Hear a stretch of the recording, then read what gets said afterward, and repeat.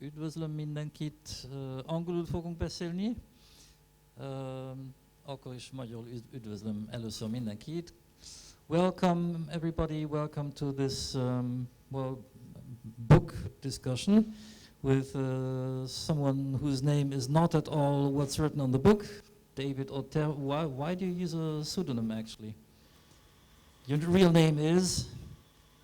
Well, I was still working in the Ministry of Defense at the time when it was published in Hungarian, and I thought it's unwise to publish it under my name. Okay, so Attila Demko Attila is with us this afternoon.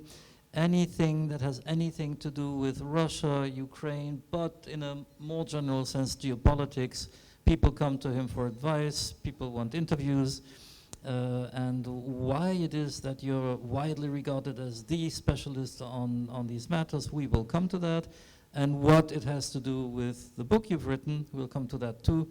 But first, we want to show you a small video that Attila shot while in Ukraine, I think, sometime before the war broke out.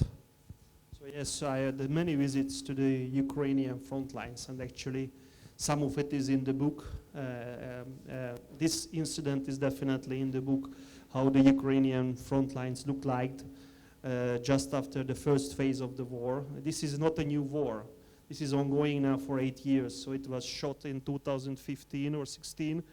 And you can see this is near Mariupol. This is the outer defense line of the Ukrainians. It's the defense line of the Azov battalion, which is now just fighting till the end in Mariupol. It's a completely destroyed resort. And actually most of the book, what is in the book, is based on such first-hand experience. So I visited almost all places, and this is a scene actually in book 1. And this is book 2, what we are introducing today. That happened here to me, and in the book, of course, it's happening to a Russian SVR agent. That we got a few explosions around us, so that's why we had to run and to take cover at the time. So it was my job to go to these places, and how the book was born. It was born in the Ministry of Defense, so it was born on my experiences, on my visits, on what I heard.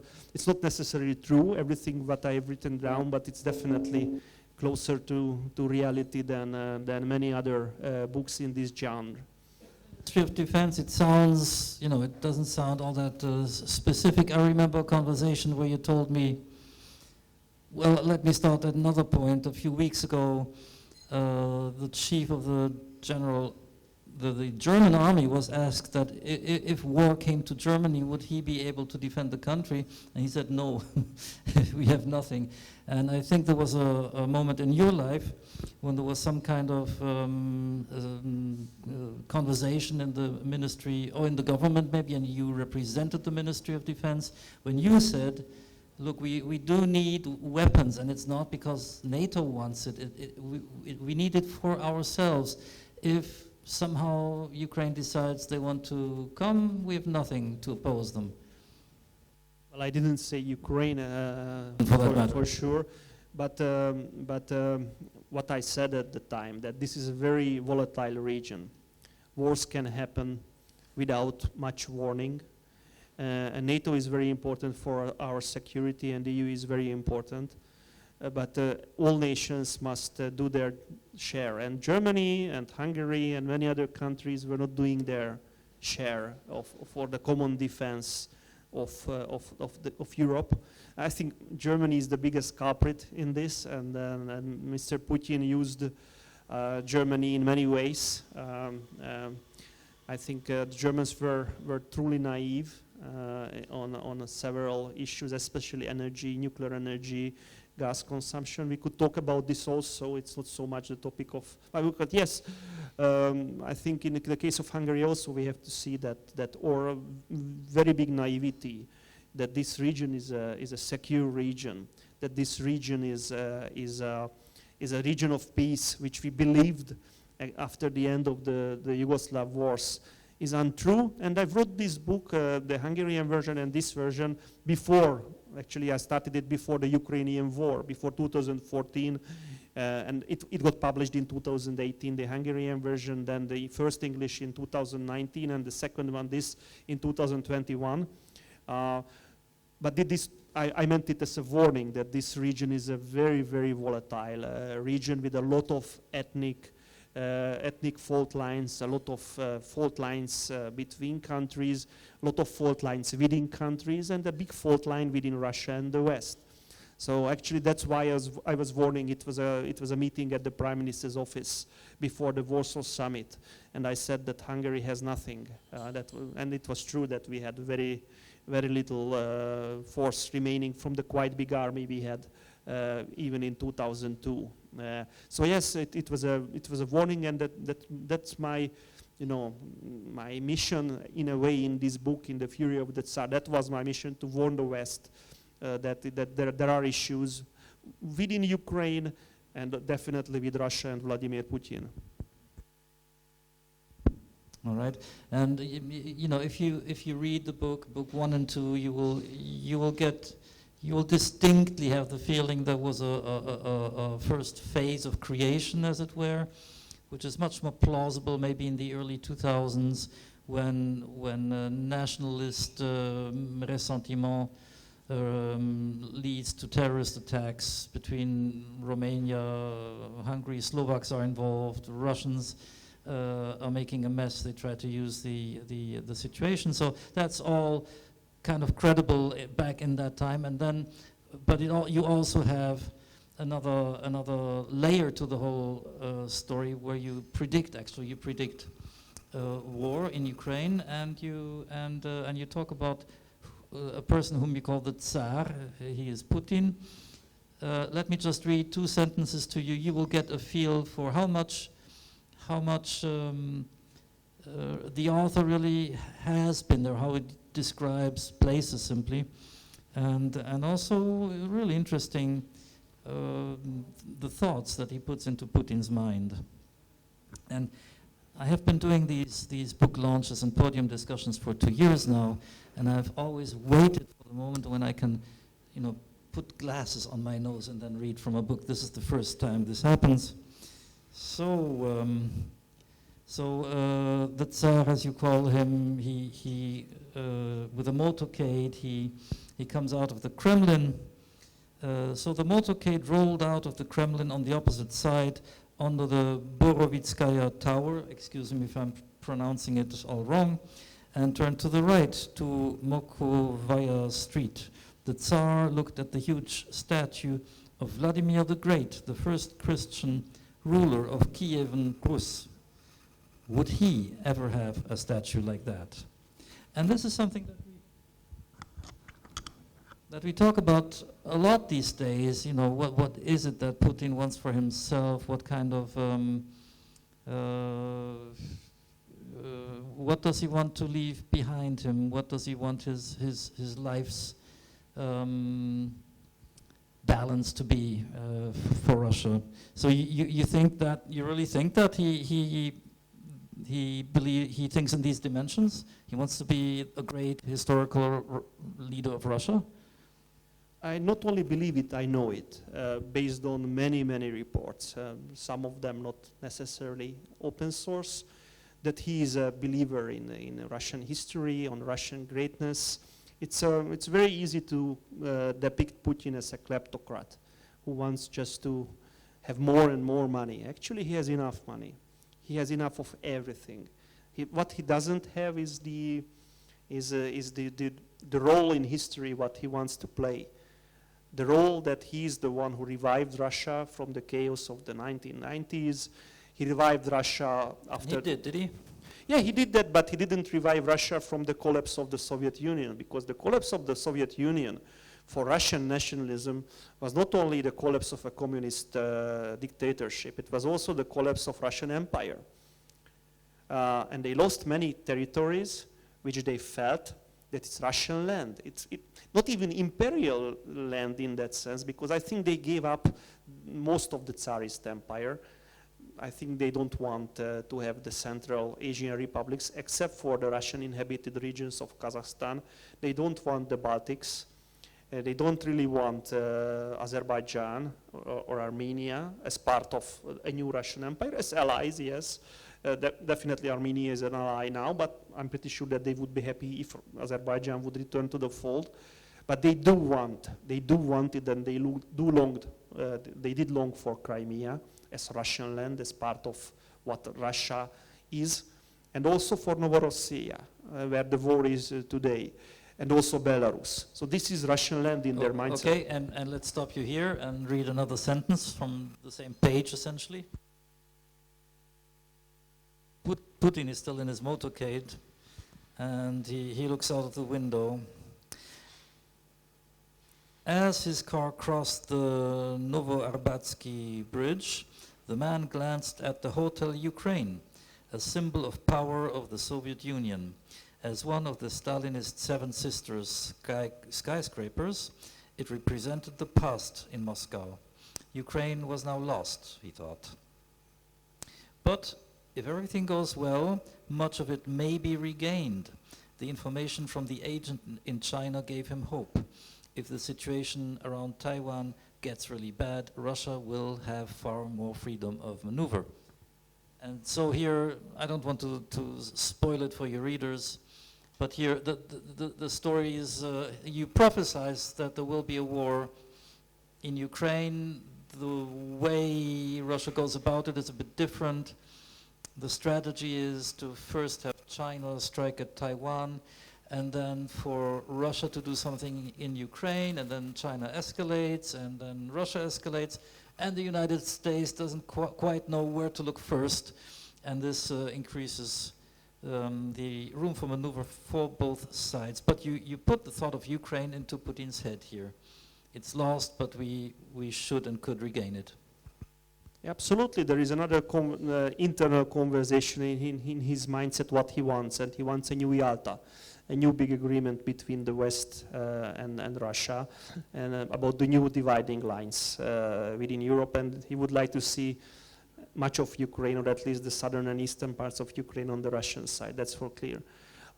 Yes, this book, The Fury of the Tsar, Vicious Circle, so this is book 2 of, originally it was planned as a trilogy, but book number 3 would have been called Invasion. That would have been had been the invasion of both Taiwan and Ukraine at the same time, because I thought that is logical for China, the strengthening power, and Russia, which is weakening, to work together against the current ruler or the current top power, the United States. But it seems that there was a level of cooperation between China and Russia. The Chinese for sure knew about the Russian plans.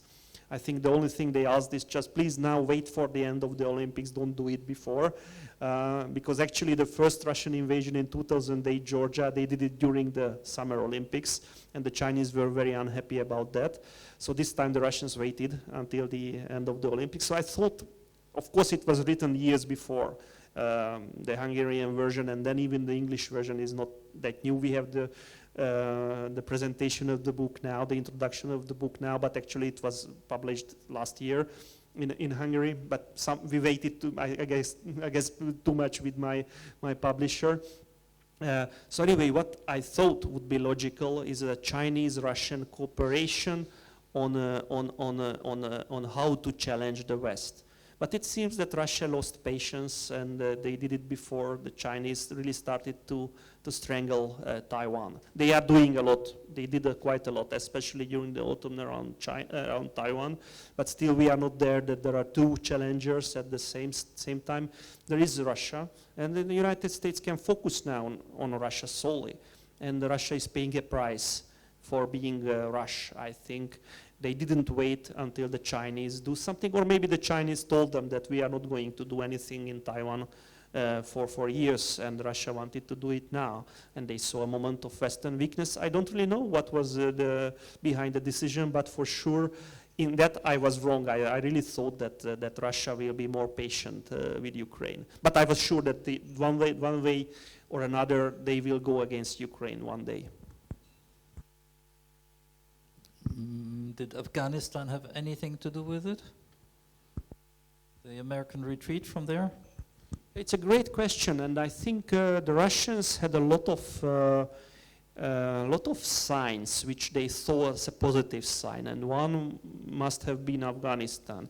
And that was a quite humiliating retreat for the United States and the West. And also COVID, the energy crisis. There were a lot of signs for Russia that this is the time to move. But I think they were wrong. Yes, Afghanistan definitely played a part. But actually, for Russia, logically, it would have been better to do it before the Americans are out of Afghanistan. NATO was very vulnerable in Afghanistan. I write about it in book 1. So actually, with the proper anti-aircraft weapons, the Taliban could have devastated NATO operations in Afghanistan. And Russia, in book 1, I write that Russia was toying with the idea of giving handheld anti-aircraft weapons to the Taliban for a while, because the NATO troops and NATO and US troops were using helicopters quite a lot. And helicopters are very vulnerable to such weapons. But Russia, I think they miscalculated. They were too optimistic about this humiliation of the US in Afghanistan, and also about the state of the economy and the weakness of the Biden administration. They miscalculated, that's for sure. So to get back to your book, because we are talking about your book today, what's the bit that you liked best when you wrote it? Which part did you enjoy writing the most? Yeah, for me, there are a lot of internal monologues of the Tsar, who is Vladimir Putin. So I really enjoyed trying to find out what he thinks. So beyond what I could read in the Ministry of Defense, and there was a lot of analysis, mostly Western, about his mindset, especially after the annexation of Crimea. I also watched every available interview with him. So I spent literally hundreds of hours of watching Putin and trying to get into his mind. And I enjoyed it immensely. What a man with all the power in the world. What is he missing from life? He cannot miss, a yacht or a palace. Of course, he likes these luxuries, especially because he was poor when he was a child. And it's important for him. The handmade watch, the dacha at Ladoga Lake or at Black Sea. These are all good toys, but in my mind, he was a man who got bored with power. He got bored with everything, the toys around him. He was doing everything. He was, except for riding on a bear. But he was doing quite a lot. He was in a submarine. He was in a fighter plane. He was horse riding. He was hunting in the Siberian forest. So he did all these adrenaline-raising stuff. And of course, he did a lot of history. But still, in my mind, the way I built, I think he really wanted to make history. So he got obsessed with history, about the perceived humiliation of Russia, about what Ukraine is for Russia and Russian history. And actually I hear it from several sources that even he entertained with the Ukrainian history and Russian history and Kievan Rus stories, even international leaders, for hours. So Putin's meetings are long with Macron, with a lot of leaders, and actually he talked quite a lot about history. So in this book, and I think in reality too, he's a man obsessed with his place in history. He's obsessed with Russian history. He's obsessed with what will be his role in 100 years, how he will be seen in Russian history as a new Peter the Great, or maybe as a new Stalin. It's not that negative for him, Stalin, but definitely I think he would rather be a new Peter the Great who really raised up Russia as a great power again. So I think that's the thing, and that's the dangerous thing. Because if Putin is simply a kleptocrat, a dictator, and I'm not saying that his system is not very kleptocratic, because it is, it would be easy to deal with Vladimir Putin and Russia. Because a kleptocrat is fully rational in a Western sense. But when you talk about national greatness, when you talk about what you want as a vision for your country, it's very hard to argue with a vision. It's very easy to argue that you will lose this money. Vladimir, We know that this money is in this bank, so we take it from you. And Vladimir says, oh no, no, you cannot talk to him like this. That's the issue. Okay, so if you were still an analyst in the Ministry of Defense, what would you advise the government? Obviously, many countries, not just Hungary, have built a whole strategy of cooperation with Russia based on the premise that here was a reliable man with whom you can do business. Is that also, has that been the view of the Hungarian government in doing business with the Russians? Was it mistaken? What should Hungary's strategy be vis-à-vis of Russia right now? So actually it's very simplistic to say that Hungary's approach was simply a, let's say, do business with Russia approach, because Hungary was doing business with everyone. Most of the business... Yeah, I didn't mean this in an exclusive way, but just looking at Russia, there was a decision to, you know, try and make the most of that particular relationship. Sure, for 12 years it worked, for sure. Actually, it started before the current government, I mean the Orbán government. It started during the Gyurcsány government, this opening up to Russia. Because after 1991, we pretty much turned away from Russia. And this opening up started around 2006-07, and the Orbán government continued it. Actually, they watched how Austria is doing business with Russia, and quite good business for Austria, how Germany is doing business, how Italy is doing business. So Hungary just followed the examples of Western neighbors, and not like Germany. So actually we never gave up as much as our independence, energy independence to Russia as Germany. Because unlike Germany, for example, Hungary retook the gas storage sites. It was the Orbán government who retook the gas storage sites from private operators, and some of them were close or not that far from Russia. And also this government took back a big chunk of an oil giant called MOL. That's a regional oil giant, Hungarian oil giant from Russia. So it's very simplistic to think that Hungary gave up sovereignty or didn't try to, in some sense, keep a distance from Russia. But definitely there was a lot of, from an economic standpoint, good deals with Russia, especially on gas, but also on some other issues. For example, common exports of railway cars. It's a big business to Egypt. It's a big common Hungarian-Russian business, and a lot of others. So from a business sense of point of view, for 12 years or even more than 15 years, because it was a previous social liberal government was doing the same, was quite lucrative for Hungary. And of course, it was a big surprise what Putin did on February 24th, because I think we thought, like the Germans and the Austrians, that Moscow is rational in a way that we are rational in this, and he will not break lucrative business. Basically now it's, we have to rethink definitely our relationship with Russia, since Russia overstepped all lines possible with the invasion of Ukraine, with the second invasion of Ukraine, because there was the first invasion in 2014. But we have to say that 2014, at least there was a narrative. And some of it was believable, because from Hungary we also see a rise of Ukrainian nationalism, and we also, the Hungarian minority suffered like the Russians. So at the time it was a different view from Hungary.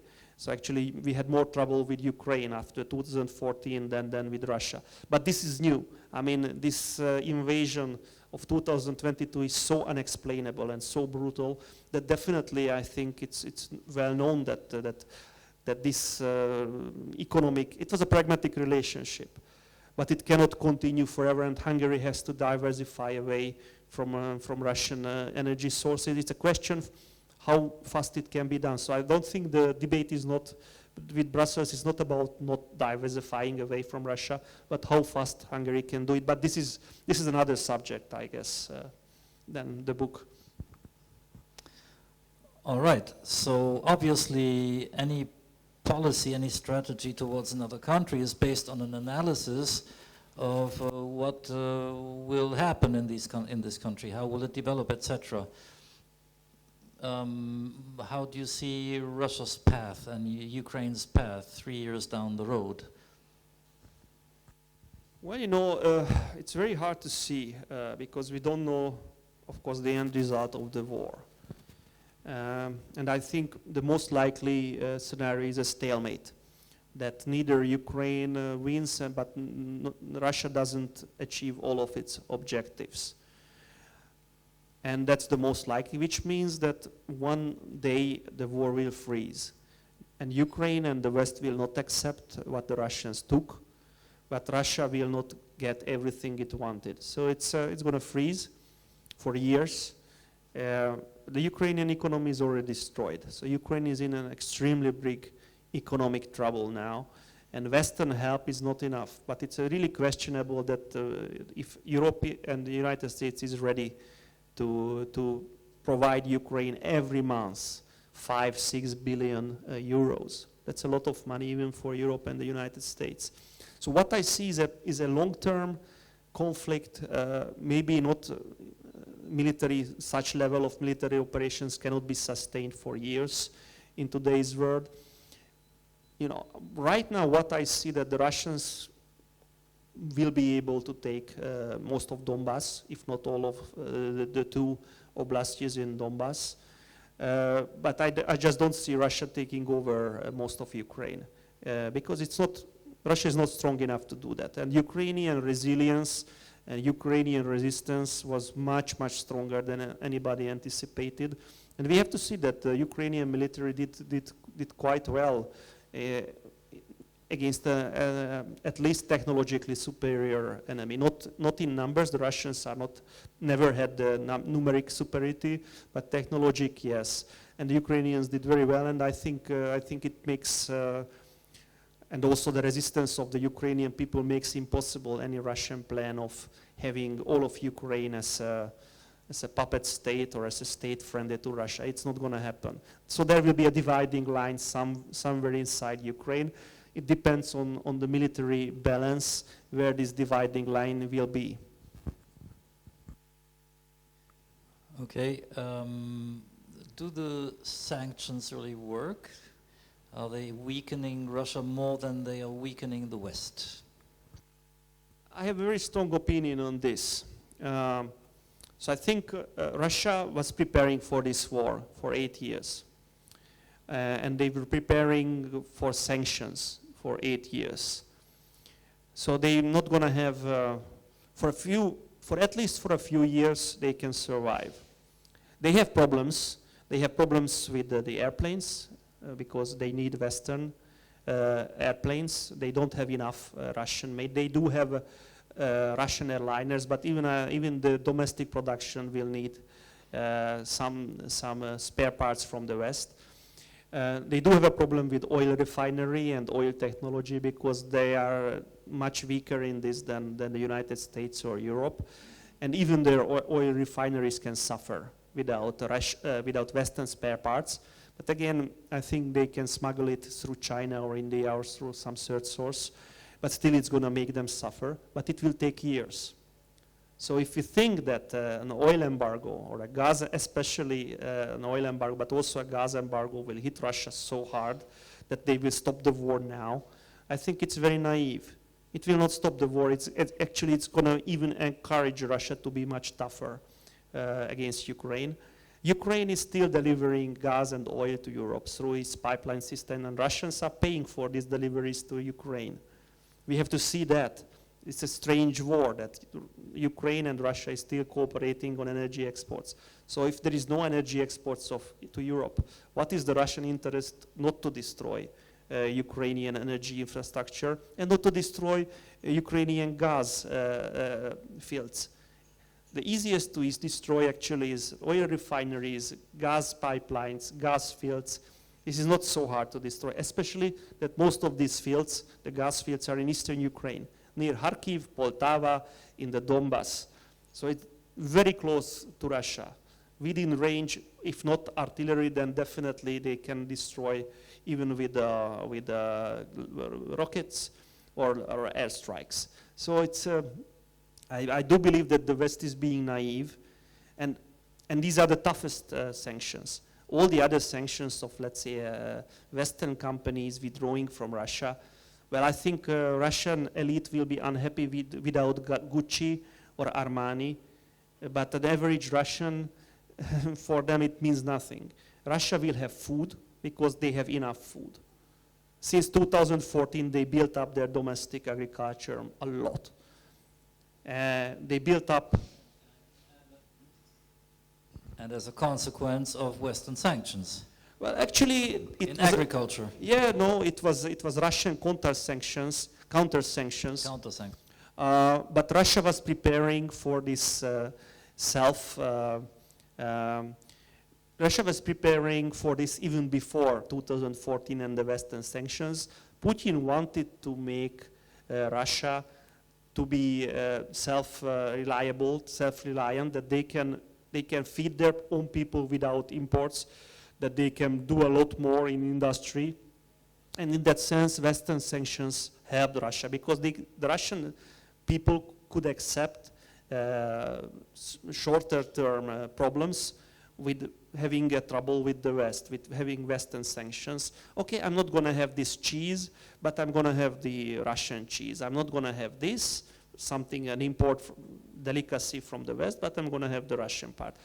So in a sense, these sanctions, at least the first round, played into the hand of Putin, who wanted to cut Russia from the West.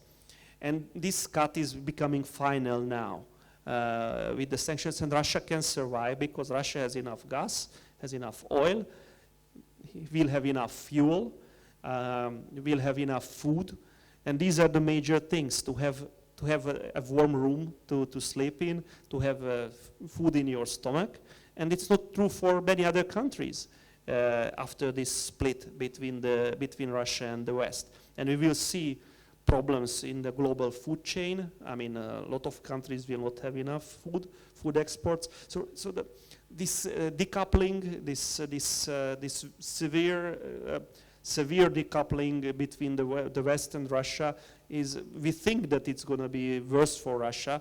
I'm not quite sure about that, at least for years to come. And Russians, I think they are building now the ways just to get the imports they need through third countries, as they did after 2014. It's going to be a little more expensive for them. But we have China and India sitting on the fence. The two biggest powers beyond Europe and the United States are not with us, or Brazil, and many other countries. The third world is not definitely against Russia. What I would say that half of humanity is either with Russia or neutral in this conflict, and we think that our sanctions mean so much. No, UN sanctions will never be introduced against Russia because Russia is a member of the United Nations Security Council, so we cannot really do this to Russia, at least not on the short term. They will survive. Europe, at least some countries, will have much more problems of surviving this.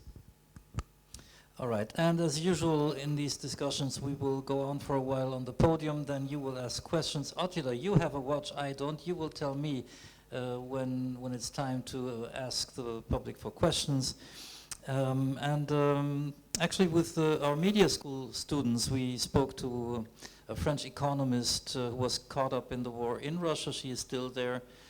And she mentioned some of the things that you have just pointed out as well, the effect of the sanctions. And she said that when the decoupling of Russian banks happened from the SWIFT system, that bank customers got an SMS saying, we offer you to switch your deposit to yuan, the Chinese currency, or gold. The gold would be tax-free, and they would get an 8% interest rate on their Chinese deposits. And according to her, quite a lot of people actually went for that. So can that lead to a de-dollarization of the world monetary system? Well, I'm not an economist, so I'm not comfortable to predict anything. But to think that Russia and China was not working on establishing a parallel system, that would be very naive again. So Russia and China are doing this not out of the blue. So they were preparing for a parallel system for quite a long time, because they see the power of the United States in terms of economic power in the banking system, and they are unhappy about it.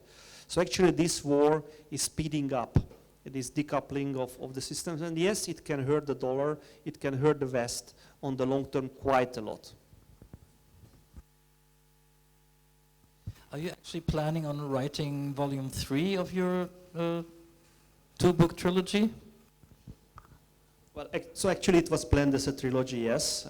2 books are ready. The third book, the title would have been Invasion. And you know, at this book, in the second book, the end is that invasion coming in 2022. It was published again last year. It was printed last year, and I finished it last October. And I didn't believe that invasion in reality would come in 2022. It would have been about the invasion of the simultaneous invasion of Ukraine and Taiwan. That was the plan for book 3, and I was really not believing that Ukraine would happen in 2022. I thought that I'm going to write a book in 2022, publish it sometime at end of 2022, but now book 3 is a big question mark. It has a big question mark how to write it, because half of the storyline I planned, you know, it's terrible to say because it's happening today, but at the time it was just, for me, a fiction, which may happen in 2025, 2026, when China is ready to move in Taiwan. China is not ready to move yet.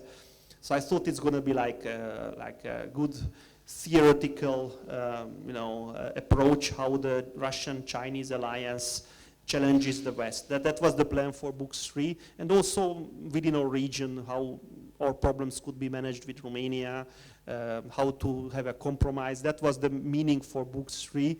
And I think in that sense, part of it cannot be written in the same way, because it was so much built up on Ukraine, and unfortunately and tragically that happened. So even if I write, it's not going to happen in 2022, because in the last 3 months I was in the media and invited to talks so much that I couldn't write one sentence. And if it had appeared in, let's say, January 2022, your book titled Invasion, I think all the intelligence services of the world would have hacked your phone. Let's get back to your experience of the area where the fighting is taking place. You've been to these places.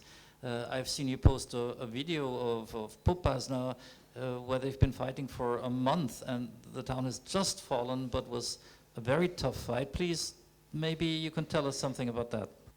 So yes, I traveled from the north to the former border or former contact line with the Luhansk People's Republic. They are strange names, Donetsk People's Republic and Luhansk People's Republic. It's really reminding us, at least in Central Europe, of the communist time, and they do use the communist symbol. So these are two strange republics, and I traveled basically around the contact line with this Hungarian V4 mission. I was head of the mission as head of the defense policy in Hungary, and we visited the front line. So we visited the front line in Popasna, and this is not very good because I didn't.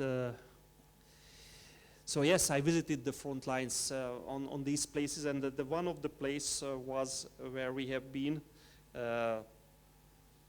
is what the movie was at the beginning. So yes, how this territory looks like. This is an industrial land. It's not very, except for the Sviatohirsk region with the monastery. This is not really a nice area. It's hilly, but many of the hills are artificial hills of the result of mining. It has quite a lot of rivers. In the north it has forests, and it has huge Soviet-style towns, which means that these 10-floor concrete buildings, what we can see in Mariupol, Kramatorsk and Sloviansk, these major towns look like the same. And in the middle you usually have a main square with Stalinistic older architecture. That even, for example, between Kramatorsk and Sloviansk, I remember there is even a tram line. So it's a very high population density region with a lot of towns. I'm speaking about Donetsk and Luhansk, and Luhansk is less, but this Severodonetsk part of Luhansk, this western part of Luhansk Oblast, it's also a high population density, hills, a lot of rivers, so it's a very hard area to operate for an attacker, and it's easier to defend. Of course, if you say that it's easy to defend the forest or easier to defend the forest, now we see a Russian tactics of basically putting the forests on fire. So that's you know, they have very strong weapon systems which can really inside the forest. So it can make the forest to be totally destroyed. But anyway, it's not an easy area to operate. I would say that except for the north, the region north of Sloviansk, which is called the Holy Mountains National Park, this is not a very nice region, so it's not a tourist region, it's an industrial region. But that part, the Sviatohirsk Monastery and the Holy Mountains National Park is really nice. But it's not the Alps, it's like hills, steep hills. The Donetsk River in the steep valley and forests. So that's the northern part. The southern part, if you go south to Mariupol, it's much more open. So it's open fields. And if you go to the west, again, Kherson region has this very nice sand dune region. And the north of Crimea, it's really beautiful with the marshes and the sea. But most of the region is a big plain region with a very long line of sight. That means that the eastern part is less advantageous for Russia, for the attacker, but the western part has more advantage for the attacker than the defender. So from a military point of view, this is how I would say. And Odessa is beautiful. That's the westernmost target of Russia. It's an amazingly beautiful town. You spent a lot of time trying to imagine what may be going on in Putin's head. What do you think is going on in his head right now?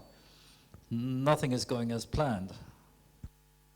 I don't think that he's very happy with how things are going in Ukraine. I think he is rational. He was always a rational man if you look at the Russian mindset.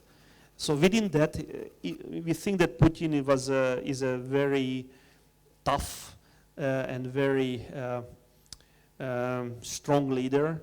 But actually, Russian history is full of such leaders.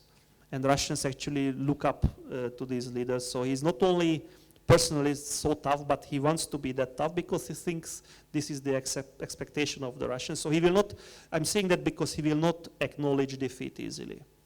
He will double down. So what he thinks now, that yes, I'm not going to achieve everything I wanted, but I'm going to do everything to achieve what is enough for me to declare victory. So that's what is going in his mind. I think that how he can achieve enough to declare, to call it a victory. He will not.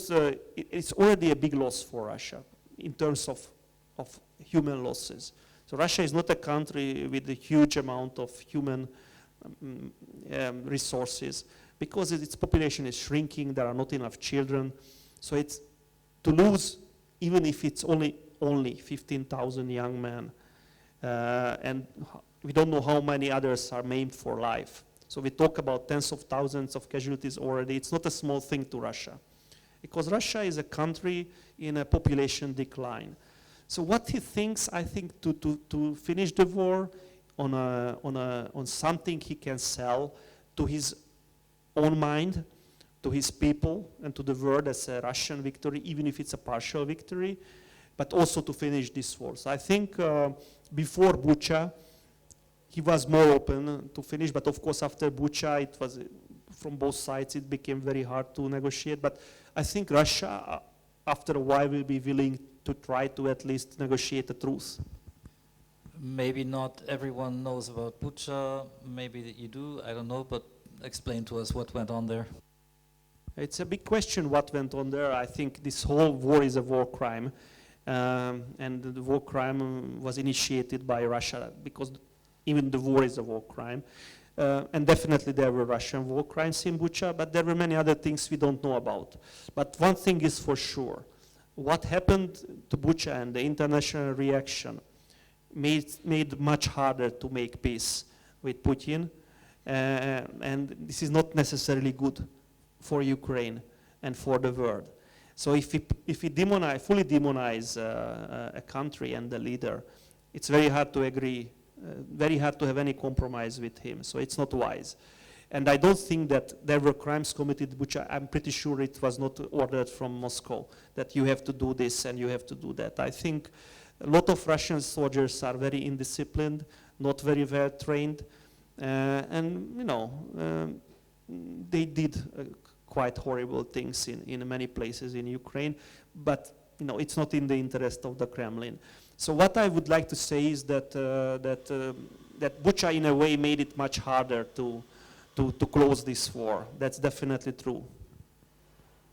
Well, we always seem to be talking about what can Putin sell at home, what can he sell to himself, and when he will have reached that, then he will offer peace. But will that peace be accepted? Will the Ukrainians be satisfied to stop? Will all their supporters, who seem to have their own war goals, war aims, will they be satisfied to, you know, stop the fighting? Well, it's one question to be satisfied and one question to be forced. So full peace, I cannot imagine that there is such a solution that Ukraine will fully make peace with Russia for decades. But if you look at Cyprus, I mean, it's a long story and there is still a divided Cyprus. So I don't think that it's for Ukraine it's such a tragedy and such a loss that I don't think they will ever accept. Maybe they would have accepted Crimea on the long term, but to accept Donbass, Kherson, part of Zaporizhia, and I think that's the minimal thing Russia wants to take away, that would be too much for Ukraine to accept. So it will stay a sore, it will stay an open wound for Ukraine for decades, if not for centuries. We Hungarians know that because of the end of the First World War is still a shock for Hungarians more than 100 years after. So I think Ukrainians will leave this painful lesson that things don't go away, pain doesn't go away, anger doesn't go away. And from Russian side, it's going to be also a wound for Russia because they cannot finish this war in a sense that Ukraine accepts the results and the West accepts the results. It's not going to happen. Of course, there is a certain opportunity, or there is a, I always, you know, I try to be a realist always. So realistically, I don't see that Ukraine can defeat fully Russia. But what happens if Russia is fully defeated? Well, that would be a very dangerous moment for the whole world. Because if Putin is still in power, how would he react to a pushback of his troops? Would he use non-conventional weapons? And also, what would happen if the Russian system collapses inside? Because what is more dangerous than an aggressive Russia maybe is a Russia in internal turmoil, because it's a nuclear power, it's full of weapons still. So we will see. But yeah, I think that it's going to be an open wound in Europe for decades, whatever the solution is. And while you look at your watch in order to tell us when the questions can come, you have mentioned the demographic, well, it's a tragedy if you lose that many young people in a country that doesn't have enough young people. But is it similar for Ukraine? They have civilian losses as well as military losses, so probably total number of deaths may be higher than for the Russians, and also millions and millions of Ukrainians fled to the West. Maybe the best of them will remain if they can make a livelihood, if they can build a life. So yes, I think the biggest loser in all this is Ukraine and the Ukrainian nation. Ukrainian demographics is even worse than Russian. So they have a very low birth rate in Ukraine. So actually, last year I think it was only like 250 or 60,000 live births and more than 600,000 dead. So there are more than twice as many people died in 2021 in Ukraine than the number of births. So it's even worse than Russia. Ukrainian population is basically was collapsing before the war. Cities were emptying out, villages were emptying out. I could see it when traveling into Ukraine that in large parts of the country, villages were half empty. And it was 6-7 years ago. Most of my travels were 6-7 years ago. So not now. I traveled quite a lot in Ukraine. So I saw a disaster there, a demographic disaster, and the numbers show this. Except for Kiev, except for Odessa, except for some other big successful towns, the population of Ukraine, even Ukrainian towns, were going down quite a lot. So for Ukraine, I think there is a demographic tragedy already. There was a demographic tragedy already before the war, and now it's an unparalleled economic loss, and the loss of millions of people who may never come back, the refugees who may never come back from the West. So there is no question that why we talk about Russia and Russia's problems, actually the biggest victim of this is the Ukrainian nation and the Ukrainian people and every Ukrainian citizen, because not all Ukrainians are part of the Ukrainian nation. It's a tragedy for the Hungarians who live in the western parts of Ukraine on the territories we lost 100 years ago. So they are also leaving Ukraine. So it's a total loss for Ukraine, and I have to say that we don't talk about this enough, about the Ukrainian economic and demographic and national loss in this war. We will maybe talk about this later, but we definitely have to see that the biggest problem beyond the Russian aggression is that the future of Ukraine is being taken away economically, not only in military terms. And now let us speak about the impact for Hungary. There's a Hungarian minority in southwestern Ukraine. Will they even still be around in 5 years? Hungary had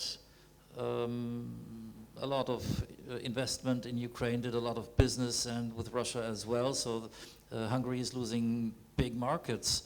How much is that going to affect Hungary? Yes, actually, Hungary did quite a lot of business with Ukraine too. So it's to think that it was only Russia, the so-called eastern opening of Hungary happened to Ukraine too. So, for example, OTP, the biggest Hungarian bank, is on Kiev's Maidan Square and in many places in Ukraine, and they are losing a lot of money. They are also in Russia. They are losing a lot of money there. And a lot of Hungarian companies are in Ukraine, and they are losing a lot of money. Of course, our problem is much smaller than the problem of Ukraine.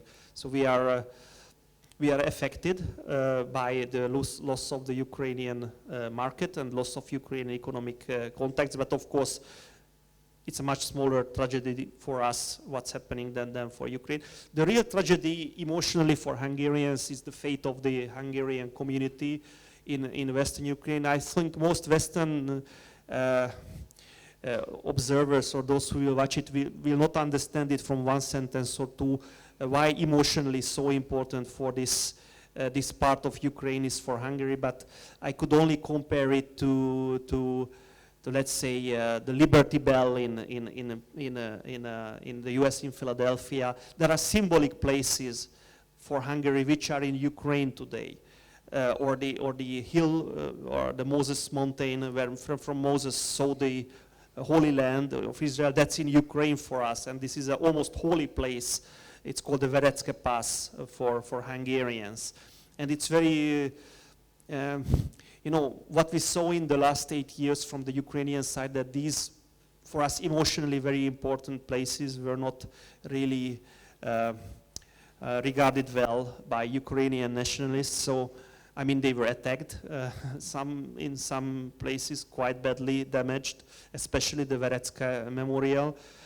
So for us, all this is emotional. So Hungarian position on the war and on Ukraine is definitely affected by these emotions we feel about what happened since 2014. Of course, much of the Hungarian public doesn't know that Russia also played a role in attacking these historic places. And Russian agents put a lot of bad articles into Ukrainian press. They simply paid journalists to write bad things about Hungary.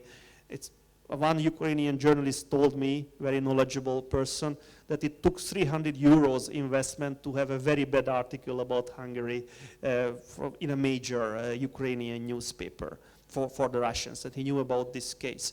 So it's a very difficult relationship, it's a very emotional issue, and we are very pessimistic now in Hungary about the fate of the Hungarians in south, what is called Zakarpattia Oblast.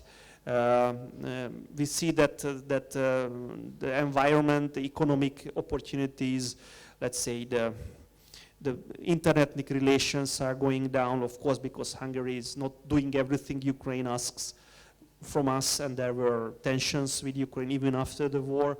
So it's a very bleak picture for the Hungarian community, but they are very much, resilient. As anybody who survived in Ukraine since the collapse of the Soviet Union is a resilient person, because it was very hard for Ukraine, all Ukrainians, even Hungarians who live in Ukraine, because it was an economically it was a struggle in the last, but this struggle may be one struggle too much for the Hungarian community. I hope it's not. Can there be any upside at all for Hungary? All these young Ukrainians who come over, some of them can stay and work here. This may be good for Hungary. How do you see that? Well, I think it's the last question from you. Maybe I look at my watch. So what I see is that yes, but the positive. Let's say it's. We have a problem with our workforce. It's too small compared to the size of the economy, so we need people. But this is not the way we wanted it to happen. So in a way, Ukrainian refugees are already working, some of them. It's very easy now in Hungary to get a work permit for a refugee.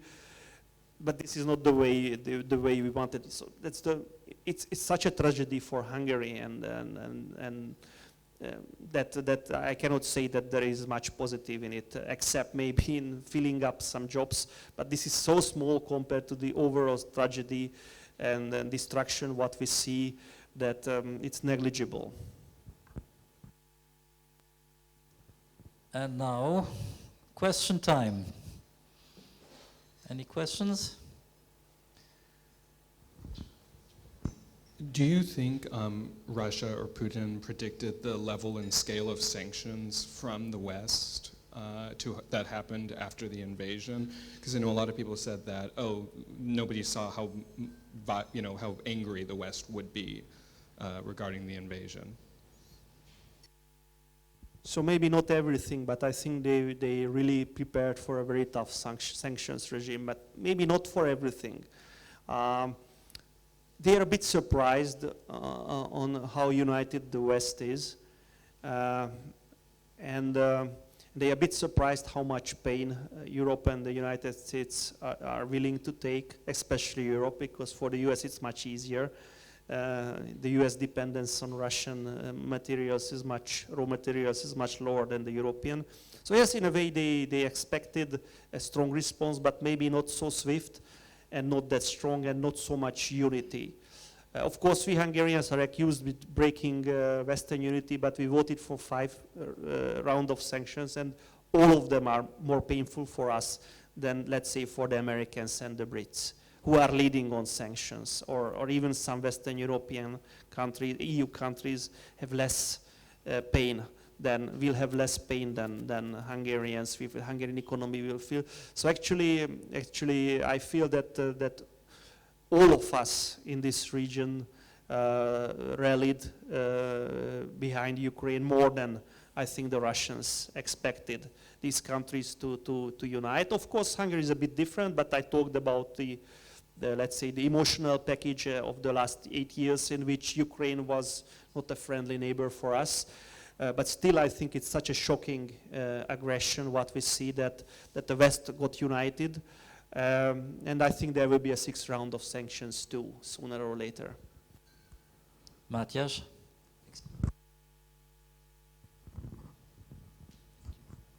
So will the Russians try to take over the gas and oil deposits at the east?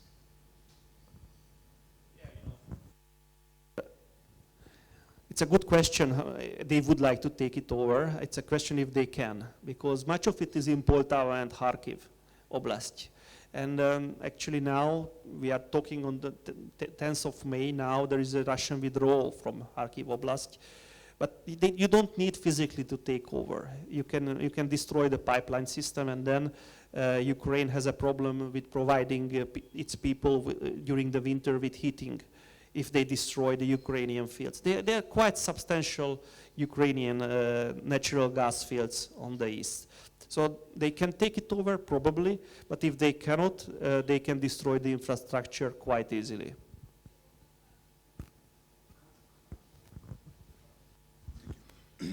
So I read the Hungarian version of the book, and I really want to suggest to everybody to read it. And what I liked, I'm speaking now about the Hungarian version, that it's visible that you finished history, you are a historian, because you are presenting the Hungarian history in a small version in the book, in the novel. And which I like personally, that you are all presenting as well the Hungarian and the foreign secret services and how they function. So it's visible that you are spending 2 decades in the Ministry of Defense. And my question is about the book, because in the Hungarian version, the Chinese plot is missing. So are there any other differences between the Hungarian and the Russian English version?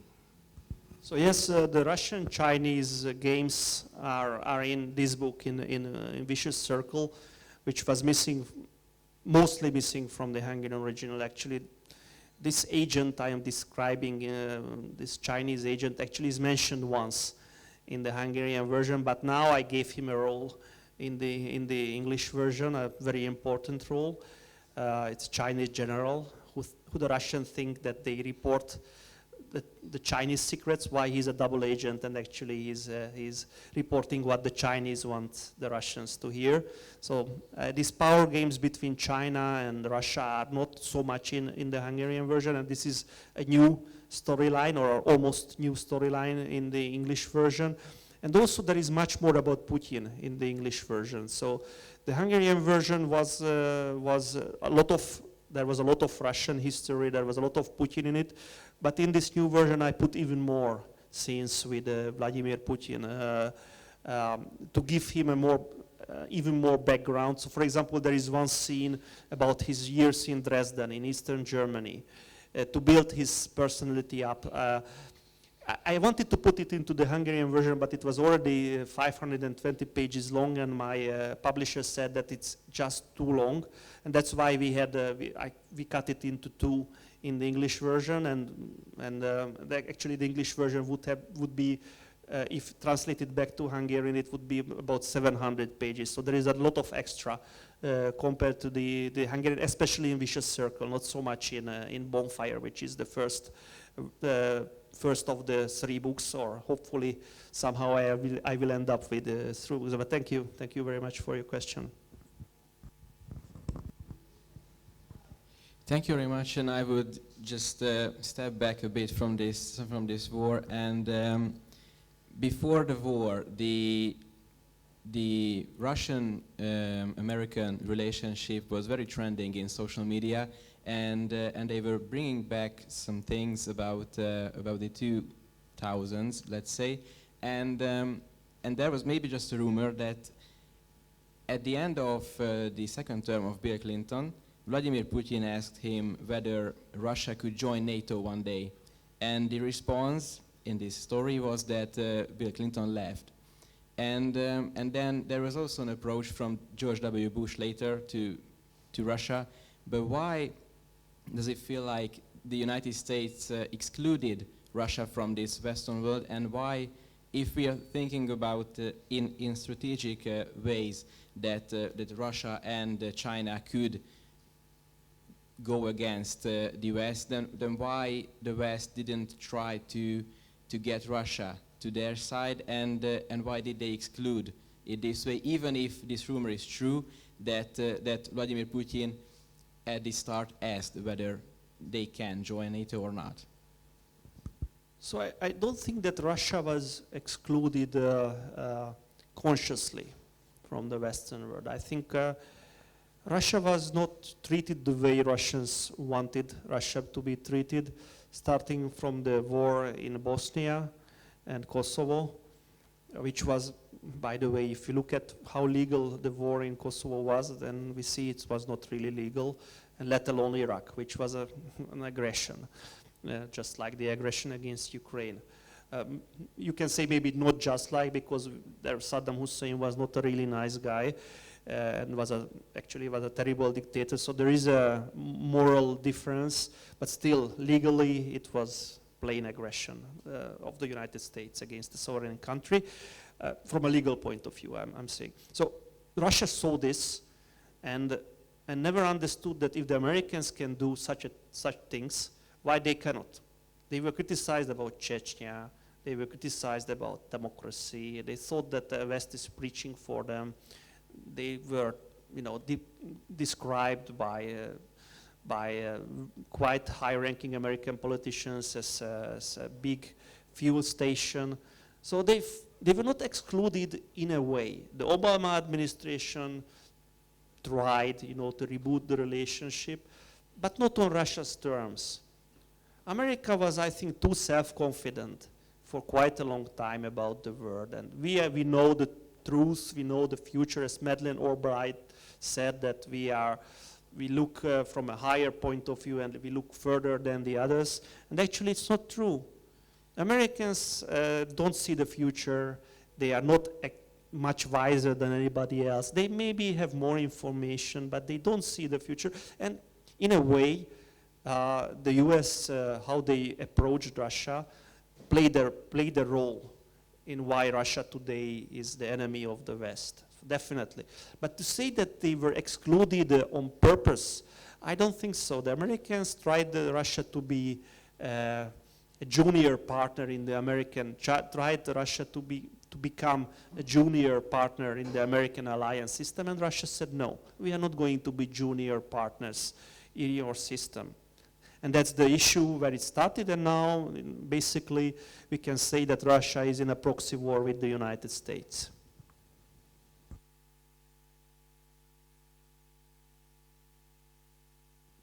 No more questions?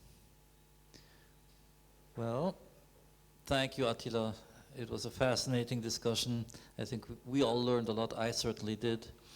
And I'm looking forward to your third book, if and when it does come. Thank you very much, Boris.